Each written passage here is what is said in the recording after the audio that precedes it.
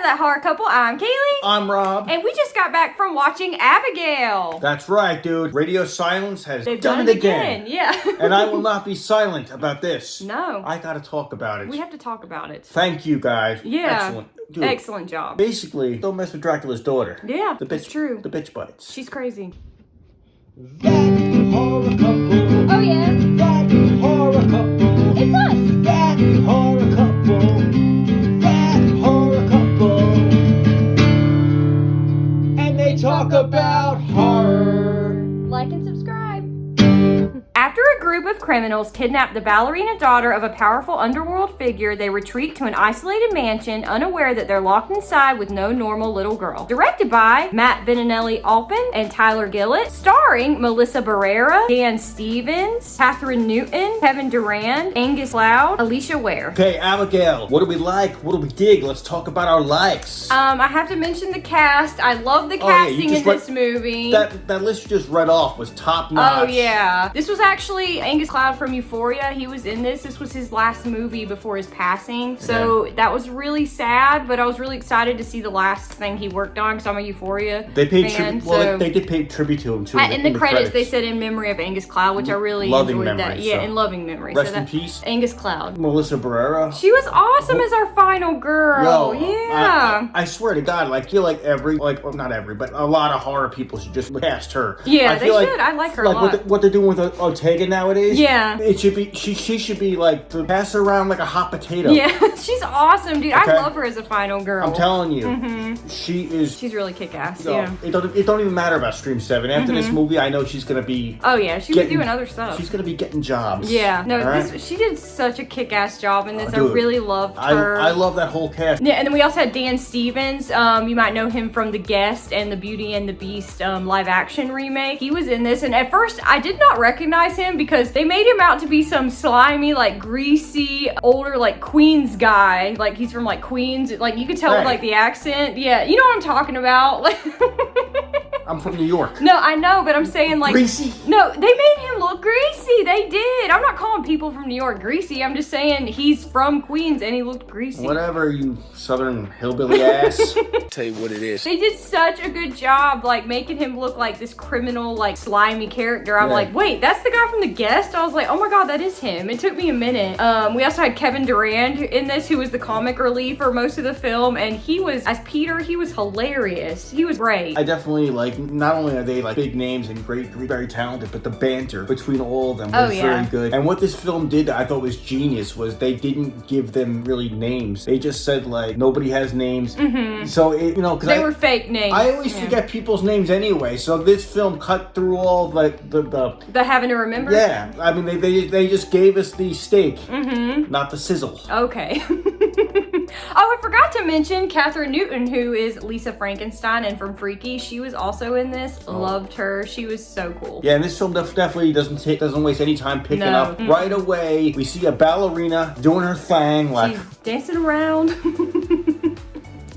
Yeah. And then right away she gets kidnapped by these masked men, stereotypical eye hole mask robbers. Yeah. And then they kidnap this little girl. So we feel bad for her right away. We're like, why would you take this girl, right? Yeah. They take her back to this other isolated mansion. So the film doesn't waste any time. It picks up right away. You get to know the characters a little bit. They kidnap this girl. They take her to Guy Lambert. And the mansion, it was like Resident Evil or something, bro. Yeah. I mean, this mansion was kind of spooky. Definitely was It kind of reminded me of the manor from Resident Evil. Yeah. You're right. It was really spooky and wasn't no zombies, but it had that old school mansion look where I'm like, this is a great setting for a horror movie. And I noticed on the plates, the license plates, it said Massachusetts. So at night when this film, it's a night setting and it's northeast and it looks like October or fall. It has that cold, wet October vibe. Yeah, I like the vibes too. Yeah, so I'm getting the vibe right away. So right away we feel bad for the girl, but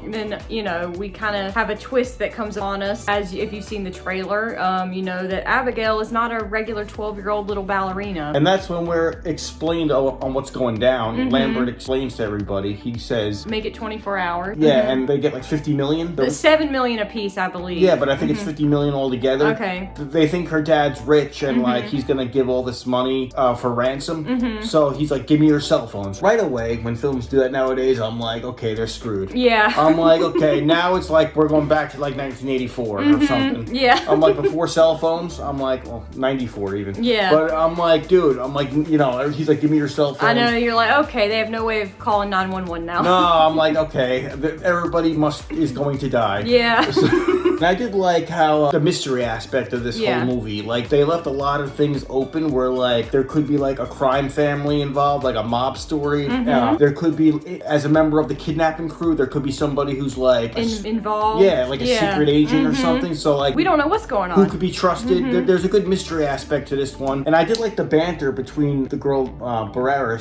Her name is Joey in this movie. Joey, yeah. I like the banter between her and Abigail. I did too, yeah. She kept checking on the girl that they kidnapped, and you know, she cared for her, and their conversation was really like genuine, and I was like, I like this connection that they have. Our group of criminals who are stuck in this mansion, they kind of get scared when Abigail drops like the name of her father, and they're like, do you know who that is? Like, we gotta get out of here. And at first they want to leave and not stay because it's this big like crime lord they've heard these horror stories about. And then they decide, okay, maybe we should stay because of the money. Well, we got certain backstories of the characters too, because like Barrera's character, Joey, but her character, she has a son, and so she's trying to make money for her son. Everybody, we found out a little bit about their past. There was one guy used to be a cop, one guy was in the military.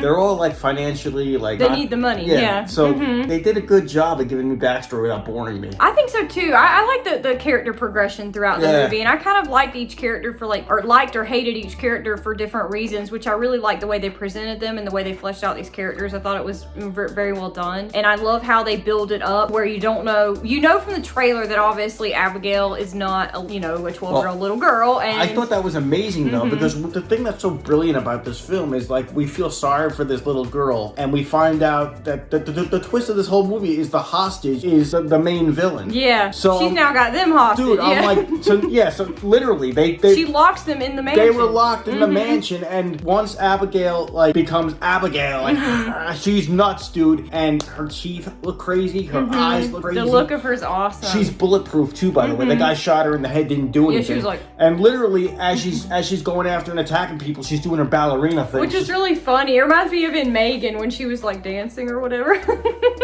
Yeah. I know. Another thing I like though I want to talk to you about is, of course, with all these classic monster stories, whether it's vampires or like the Invisible Man or the Mummy, they all have certain rules, or werewolves. Beautiful.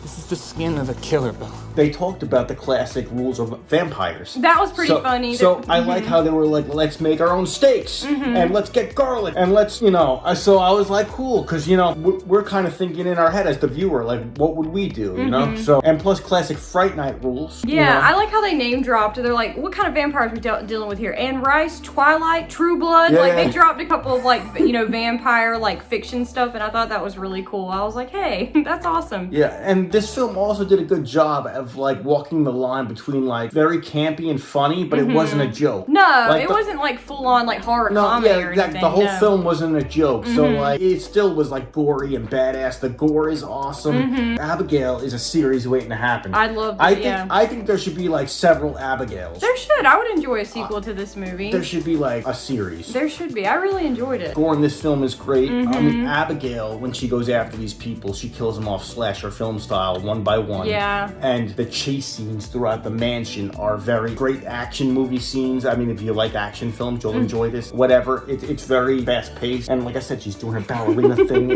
It's dope, dude.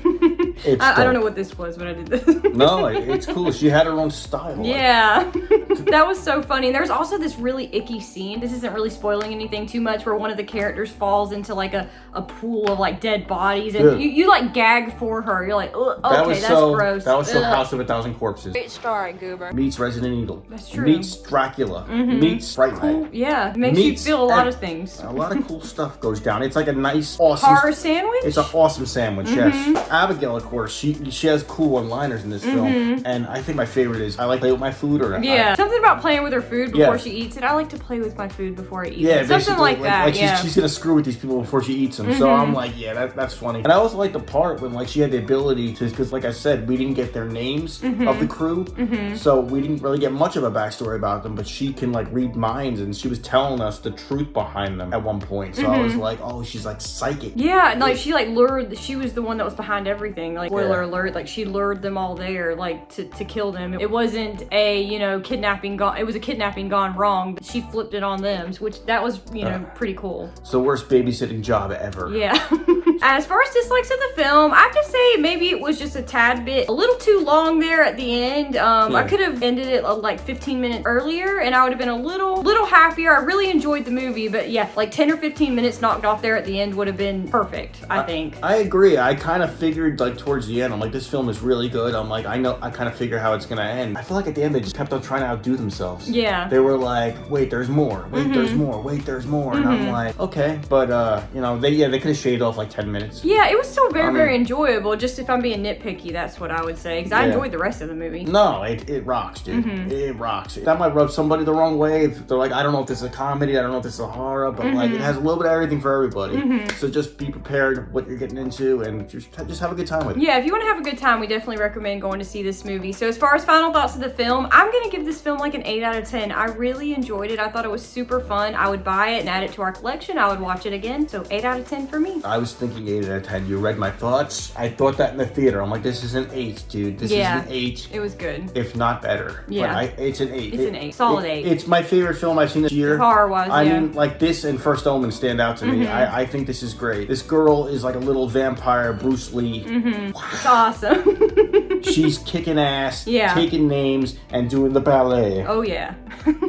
Definitely check it out. Yeah. Our couple says check it out. We say check it out. Make sure you're hitting the bell, guys, to be notified when we drop all of our new horror movie reviews, horror movie trailer breakdowns, that sort of thing. You like to talk horror, you like to laugh, have a good time. We're definitely the channel for you, so make sure you're hitting the bell. Make sure you like, comment, share, subscribe. We appreciate all of your comments. If you can comment down below, let us know your opinion of the movie or what you thought. If you're excited to see it, if you're not, just let us know in the comments. We love talking to you guys. And if you could, please subscribe, because it says most of you who watch our channel are not subscribed. So just click down there, hit the subscribe and the bell, please. I'm gonna stick Annabelle on their ass. Yeah, Annabelle. Abigail, you mean? What did I say, Annabelle? Annabelle's that doll with the demon in it. Wrong movie, Rob. You know what I meant. Yeah. We also have a super thanks option down here if you want to donate to the channel. We appreciate it so much. And if you haven't checked out our store yet, we have a store option on our YouTube page next to our community tab. Click our store tab. It takes you right to Spreadshop. We have hats, hoodies, mugs, t-shirts, that kind of thing. So just check it out. We really appreciate it, guys. If you could just like, comment, share, subscribe. Once again, I'm Kaylee. I'm Rob. Definitely check this one out. We can't wait to hear you guys' thoughts, and we will see you guys soon. Thanks for watching.